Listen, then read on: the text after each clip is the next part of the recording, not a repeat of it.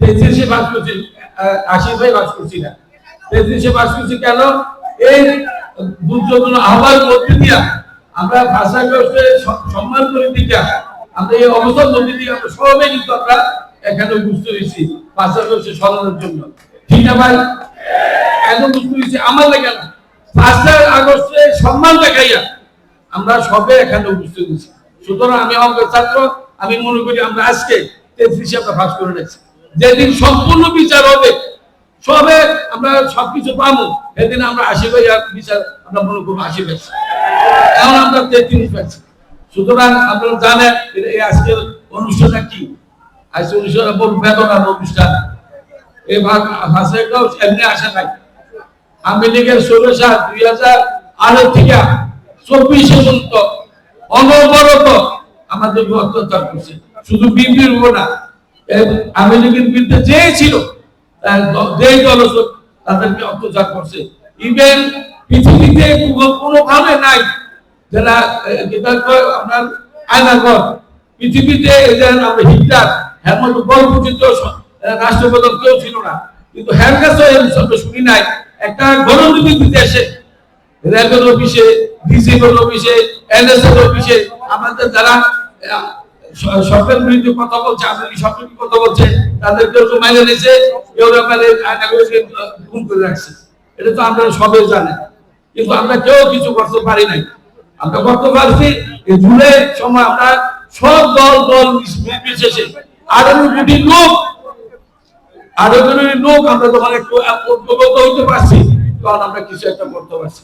এই বিজয় 18 কোটি মানুষের বিজয়, কোন দলের বিজয়, কেউ ব্যক্তিগত বিজয় না। আমার নেতা তারেক সাহেব বলছে, গতকাল বলছে, এটা কেউ একটা বিজয় না, এই বিজয় 18 কোটি মানুষের বিজয়। কারণ 18 কোটি মানুষ একত্র হওয়ার কারণেই আমরা ভাষা পাইছি, তাহলে ভালো কোনো সম্ভাবনা ছিল না। স্বৈরাচার হাসিনা যেভাবে দেশকে লুণ্ঠন থেকে শুরু করে সব ডিপার্টমেন্টকে শুরু করে এভাবে কুকুত করছে, এটাতে সরকার কোনো লাইন ছিল না। এটা পরম আল্লাহ তাআলা হচ্ছে আমাদের দিক ন্যায় নজর রাখছে, এই জন্য আমরা ফাঁসি করতে পারছি।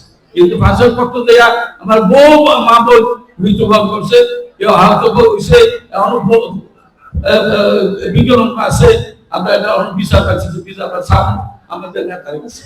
এখন আমি শুধু কুমিল্লার একটা কথা বলি, এই যে ফাঁসি দিন আমি ঢাকায় ঠিক 9টার সময়, তখন যে বিসিআরএস ছিল আমাকে টেলিফোন করছে, আমার ভাই আমরা একটু আসেন। আমি কি আপনি তাদের কুমিল্লা আসে, আমি তো রেডিওছি কুমিল্লা, আপনি একটু তাড়াতাড়ি আসেন। জজকুর ডিসি অফিসে এটা মালখানা আছে, বহু গুরুত্বপূর্ণ কাগজপত্র আছে, দলিল আছে, অস্ত্র আছে, সব নিয়ে যাবো, মানুষের ষড়যন্ত্র করতেছে। আমি বললাম ভাই ঠিক, আমি হাতিঝিলি সামনে আছি, একটা কথা যদি মিথ্যা হয় আমি হাসি দাবি থাকি, একটা কথা যদি মিথ্যা না, আমি হাতিঝিলির সামনে আসছি, আমার গাড়িটা ব্যাগ দিয়ে দিয়েছি। আমার ওয়াইফ দুইটা সাকর ভাই আমার লোকে, তারা মনে করছে আমি আওয়ামী করি, আমার গাড়িটা একদম মানে টোকাই গাড়ি চাকা ঘুরে যাচ্ছে, একটা ভীতিকর অবস্থা। আল্লাহ পাশে আল্লাহ করুন আছে আমার উপরে। একটা লোক এই হুমকা দিয়ে আমার সিনসি কোনো রকমে তারা হারাই দিছে, তারা জন্য চলে না বলে আমি বনস্থিতির মনটা আঁকাই দিই, আমি মাছ চাই।